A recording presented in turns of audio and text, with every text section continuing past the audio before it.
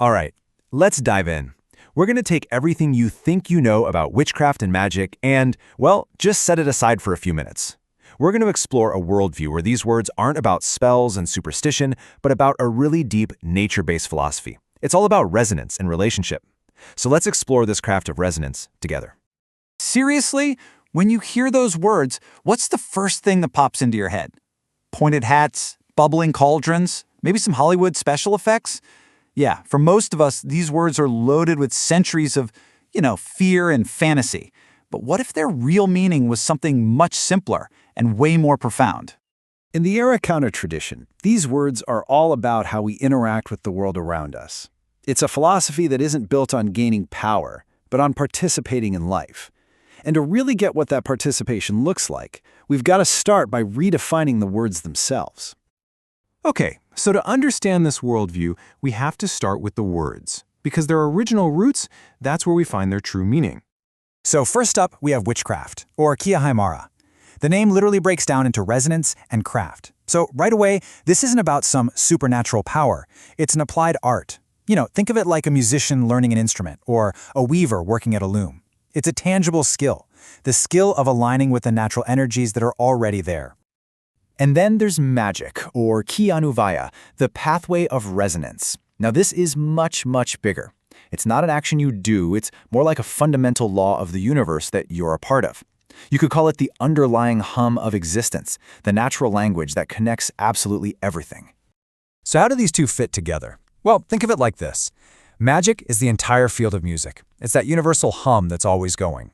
Witchcraft, then, is the specific craft of learning to play an instrument, or maybe learning to sing in harmony with that music. It's one specific practice inside a universal principle. This just puts it perfectly, doesn't it? It's such a simple but really profound way to see it. One is just the state of being, and the other is the conscious choice to harmonize with that state. So let's look a little closer at magic itself, this universal hum. What does it actually look like when it shows up in the world? Well, the Arreqqana see it showing up in three main ways. First, there's natural magic. That's interacting with the physical world. Plants, seasons, the tides. Then there's mental magic, which is the incredible power of our own focused intention and thoughts. And finally, spiritual magic, which is all about connecting to something bigger, the divine, our ancestors, the whole pattern of life. Okay, so if that's the big picture, the field, let's say, then let's zoom right back in on the craft itself. Witchcraft, the art of actually learning to hum in tune by working with what they call natural threats. And this right here, this is the absolute core principle. It's not about trying to bend the world to your will. You can't force it. Instead, it's about shaping yourself first, your intention, your focus, and reality then responds to that inner coherence. It's all about harmony, not domination. So witchcraft is really a dialogue with all these different threads of energy. And each thread is seen as a partner, not some tool to be used. For example, you might have a dialogue with the elemental thread of fire by lighting a candle with real purpose.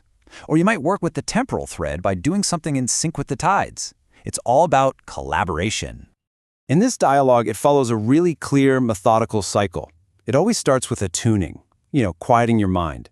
Then you set a clear intention for harmony. Weaving is the action itself. But then, and this is crucial, it ends with release and reflection. You offer the outcome back to the bigger picture, and then you just observe. It's a very mindful, very grounded process. I know this can all feel a little bit abstract, so let's look at a case study to really bring this philosophy to life. The Arreqqana coastal witch. This is just a beautiful phrase, and it captures the entire philosophy. For this kind of practitioner, the coast isn't just a place they live, it's like a sacred text. It's a constant lesson in flow and release and rhythm. The Kuya Marine Nawa, or resonant weaver of the shores, is someone who works specifically with the pulse of the ocean. Their whole craft is tied to the lessons of the tide, what comes in, what goes out, and that constant, sacred rhythm of change. And their tools, well, their tools reflect this philosophy perfectly. There's nothing strange or esoteric here. Everything is found, it's natural, and it's directly connected to their environment.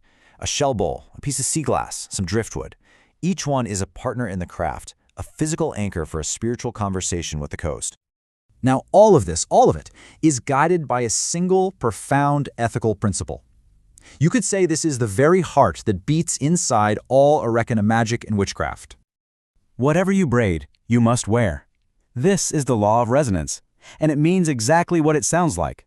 The energy you send out, the pattern you weave into the world, it will come back and become a part of your own life. You are totally inseparable from the consequences of what you do. And because of that law, the goal is never power over other people or control over nature. The real goal is coherence. It's the sincere desire to use your actions, your words, your intentions to move life, both your own and the world's, just a little bit closer to harmony. And this just says it all, doesn't it? It's not an act of force, it's an act of remembrance. It's about listening so closely to the world's song that you can't help but start to hum along in tune. You know, when we look at it this way, magic becomes something we all do. Whether you're lighting a candle and whispering a bit of gratitude, or you're planting a garden or creating a piece of art, it's all conscious participation. So the real question isn't whether or not you practice magic. It's simply this: how are you already participating?